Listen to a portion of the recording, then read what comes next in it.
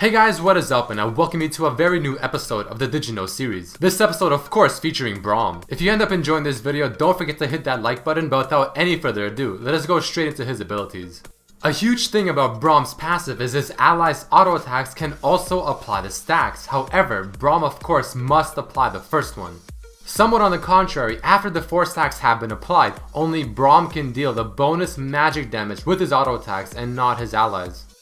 Braum's Q only hits one target even though it seems like it will deal small AoE damage on impact, based on the animation. Don't forget, his Q can also apply stacks of his passive, which is very useful especially if you cannot use your auto attacks. Braum's Q and ultimate can be blocked by Spell Shield, however the ultimate's slow will continue to persist and the passive cannot be blocked. Braum's Q can also be used while he is holding up his shield with the E, much like his other abilities including his auto attacks. Braum does not only have to use his W on an allied champion, he can also use it on minions to either escape or chase, or even self-cast it to get his bonuses if no one else is around. However, this ability cannot be used on wards. Braum is unable to change the direction of his shield after casting the ability, so make sure to use it wisely. Braum's shield can also block projectile abilities like Ash's arrow, though it seems based on this clip that the CC is still applied to him and even nearby allies while also taking the AoE damage. He can also block things like Zara's ultimate as long as the shield is facing the center of the ultimate, which is where the damage source is coming from, not Zara herself. But doing this will not block the damage for your allies. A pretty neat thing as well with his E is that it will halt things like Orianna's ball. If something like Leona's E hits him, it will block the damage, however the Leona passive will still apply from the E ability. Here's a pretty interesting one, something like Nami Q, it will hit all the champions around Braum even if he blocks it with his shield. Braum's passive can not only apply to minions, but it can also be applied to more than one champion or minion at a time. Alright guys, let us jump into some cool facts and lore about Braum. Braum was designed by Riot Rex, and apparently this is his very first champion. A cool thing about Braum is that he is the very first champion to have a specific attack animation when hitting towers. There are many champions affiliated to the Freljord, and Braum is the second support one next to Nunu, since Nunu's intentional purpose when created was to be a support. Next to Heimer's rework, Braum is the second champion to have different animations for his 2 jokes. In the battle for Freljord, there are 3 sides featuring of course Ashe, Sejuani, and Lissandra, and Braum fights for Ashe.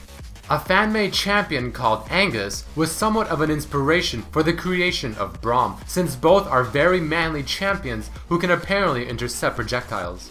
On top of that, Alex Armstrong from Full Metal Alchemist is also a reference to Braum. Let's go into Braum's lore. His lore is told as a story of which a grandmother is telling her granddaughter, which was also made as an interactive story by Riot. She mentions of Braum and how he saved a young troll boy that was trapped in a cave, locked through Lissandra's door. Braum could not open the door to save the troll boy, so he instead, after days of thinking, decided to break through the mountain, which ended up collapsing down the door. From this he saved the troll boy while also finding his new shield. The mountain began to collapse even further, but Braum, quickly thinking, absorbed all of the falling rocks with his new shield, and ended up protecting everybody within the vicinity. And from this he was known to be a hero. The young girl asks the grandma to tell her more stories, but the grandma says tomorrow, and how there will be many more stories to tell. Braum's dance is based off of the Ukrainian Cossack dance. His name may be derived off of the word brawn, meaning strength, on top of the Latin word bruma, meaning winter. Or it is just simply based off of the ice cream brand called Braum's, assuming the creator of this champion just simply loved ice cream. People speculate that Braum is the person in the Juggernaut mastery within the defensive tree. Braum's E ability, Unbreakable, the ability icon shows bullets firing at his shield, which might belong to Jinx, especially since his reveal picture shows her firing at his shield. That same ability, Unbreakable, apparently used to be named Immovable Object and was released on the PvE with that name as well, which can suggest that at first he was immobile while the shield was up. As a funny coincidence, Braum's face seems oddly similar to the Pringles man. Did you know that if Braum feeds a Poro a snack on the Howling Abyss map, that Poro will gain a mustache? With that being said, before his reveal, Winter Wonder Lulu artwork showed a sneak peek of a mustache Poro in the back. Braum includes interactions with several champions including Alistar, I have cow you should meet. Annie. Mother gave me bear as child too, Annie. Caitlin. Good shot. You'll get them next time. Nami. A refreshing sea breeze. Riven. It is windy today. Tryndamere, who he's apparently friends with. Are you having fun, my friend? Gragas, who he's also friends with. After this, we share a drink. You like goat's milk? And believe it or not, many, many more. On top of those quotes, he also has specific interactions when he buys specific items. For example, boots. These shoes, they are too tight. Sunfire cape. I've always wanted an on-fire cloak. Frozen heart. To friends, I am snowfall.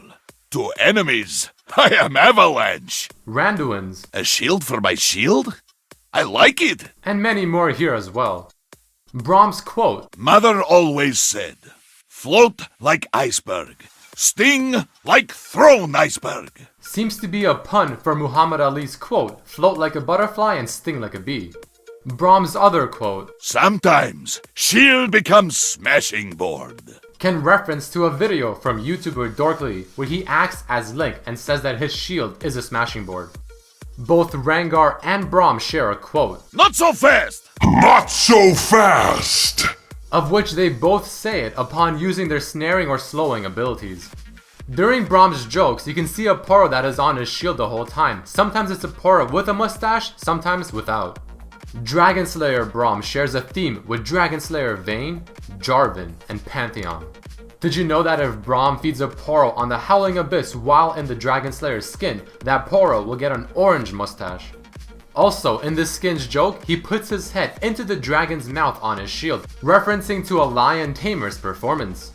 Alright guys, that unfortunately does mark the end of this episode of Did You Know featuring Braum. If you did enjoy this episode, please don't forget to throw in a like and also share it with your friends. You can also write down in the comments below who you would like to see in the next episode, or if you have any ideas for some sweet theories for me to dissect. I'd also very much appreciate it if you guys can check out my sponsor Skins for Law. The link is in the description. You just check out the site, browse around, see what's good. I would really much appreciate it. But with that being said, I hope you guys enjoyed this episode and I hope to see you next time. Peace!